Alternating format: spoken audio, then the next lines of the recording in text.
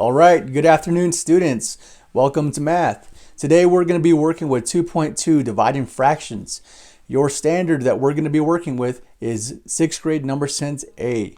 Your objective is that we're going to be able to, by the end of this lesson, you're going to be able to compute quotients of fractions and also to solve problems that involve division by fractions. Our mathematical literacy is reciprocals and multiplicative inverses. Let's go ahead and get started. All right, so for 2.2 dividing fractions, before we even get into dividing fractions, let's first talk about reciprocals. So one of your mathematical literacy words is reciprocals. Now when we write reciprocals, I have three examples here. I have 3 over 5, 9 over 5, and the number 2, a whole number. So we'll call these the original numbers. So let's write these as fractions. So I'm going to write first 3/5 as a fraction. So it's already written as is. Now when I reciprocate means that this 3 over 5 reciprocating will end up, we'll have the numerator at the bottom and the denominator at the top. So basically 3 and 5 switch positions.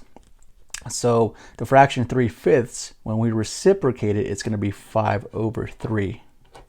Okay. Now here's how we check it. So again, the numerator 3 becomes the denominator, and the denominator 5 becomes the numerator. So they just switch positions, they reciprocate. Now here's how we check. So let's just go to multiply these. 3 times 5 is 15. 5 times 3 is 15. 15 over 15 is 1. All right, so it checks.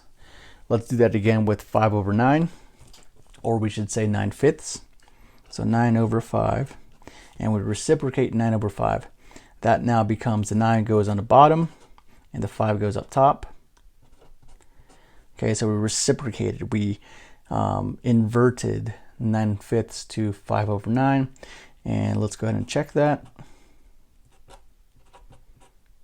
9 times 5 is 45. 5 times 9 is 45. 45 over 45 is 1. And that checks. Let's do the same thing with the number 2. So when you have a whole number, where you want to write a whole number as a fraction, you simply put a 1 underneath of it, okay? And then let's reciprocate 2 over 1. That becomes 1 over 2, okay? So again, the numerator becomes the denominator and the denominator becomes a numerator. So we'll check 2 over 1 times 1 over 2, and we get 2 over 2 that equals 1 whole, okay? So there you go. Now anytime we say reciprocate, we're telling you to invert the fractions. All right, let's move on. One last thing, you heard me say the word invert. Okay, now when we invert something, let's say I have a cup here. Okay, now I want to invert that cup. So let's say there's some water in here, and if I invert it, if I reciprocate this cup, now the bottom is up top and the cup's basically upside down, and of course all the water spilled. Okay, so when we say invert, we mean reciprocate. Don't say flip, but rather say reciprocate. All right, so there we go. All right, so let's go ahead and begin dividing fractions. Now remember, dividing fractions is exactly the same as multiplying fractions. However, there is one little twist. Now, the anatomy of a division problem, in red, I have the word dividend, and then I have the division symbol, and then in blue, I have the word divisor, and then in, of course, yellow is the equal symbol, and then Q, or in teal, is the quotient, the answer to a division problem. So I color coded it. Now the number or the fraction that is on the left side of the division sign is always going to be your dividend. The number or fraction that is on the right side of the division sign is going to always be your divisor. Okay, so with that being said, when you divide fractions, your dividend never changes. It never reciprocates. That is the only one that you can rewrite. So rewrite it exactly as is. Next, there is a word called multiplicative inverses. Earlier we talked about reciprocating, and we talked about the word inverted, where we flip the cup.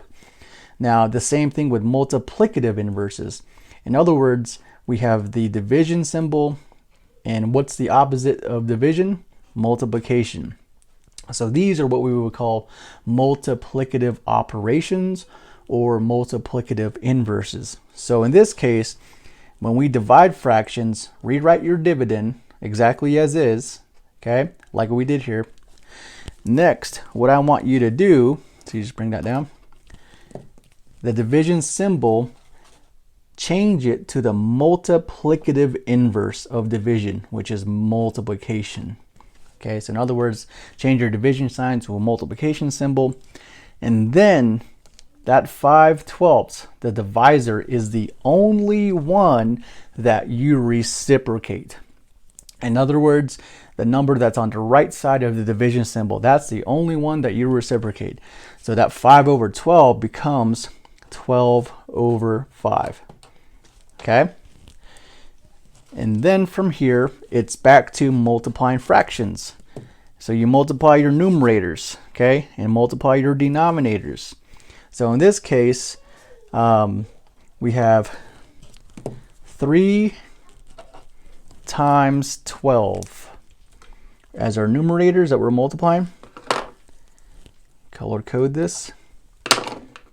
Sorry. And then we have our denominators 4 times 5. Okay. All right, so let's go ahead and multiply. Now we know that 4 times 5, that is going to be 20. Okay. All right, looks good. Now if you're having trouble with like multiplying 3 times 12, just know that 3 times 2 is 6. And 3 times 1 is 3. So 3 times 12 equals 36/20. Now you can reduce that by basically, well, let's kind of pump our brakes first. Let's see here. So let's go ahead and redraw the division symbol. Okay. Now your dividend always goes inside the box. Okay. And then your divisor goes on the inside. So 36 here, and your divisor 20 in there. So 20 can go into 36 once, and then 20 times 1 is 20. 36 take away 20 is going to be, so 6 take away 0 is 6. Boom. Now this is going to be written as 1/16/20. So we reconverted that improper fraction into a mixed number. Okay. Now you can still reduce this. So by 2. So 2 can go into 16 8 times. 2 can go into 20 10 times. Again, reduce that. 2 can go into 8 4 times. 2 can go into 10 5 times, and just bring that whole number 1 over here.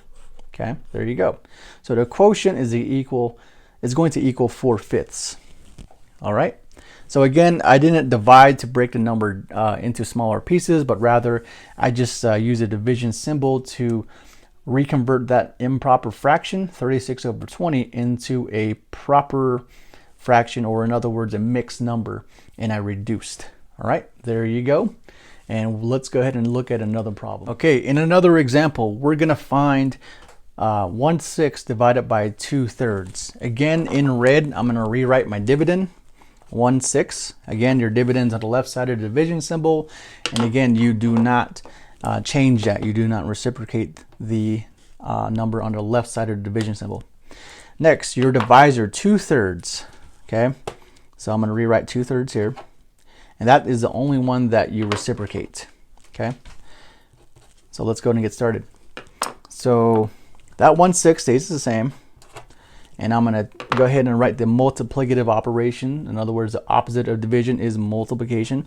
As soon as I change the symbol, I have to reciprocate the divisor number. So 2/3 now becomes 3/2. And that's the only one that you reciprocate. Remember that. Now, go ahead and from here, go ahead and multiply your numerators. It's just the same as multiplying fractions now, and multiply your denominators. So 3 times 1 is 3, and then 2 times 6 is 12. Now that can be reduced by 3 because 3 is a common multiple. 3 can go into 3 once, and 3 can go into 12. 3, 6, 9, 12, 4 times. And there you go. That's your final answer. So 1/6 divided by 2/3 is going to be 1/4. All right. So don't forget to reduce. Don't forget to simplify. Okay. All right. So let's move on to the next problem. Okay, now that we have a new problem, we have 4/5 divided by 2. Now pay attention. Again, you rewrite the dividend 4/5.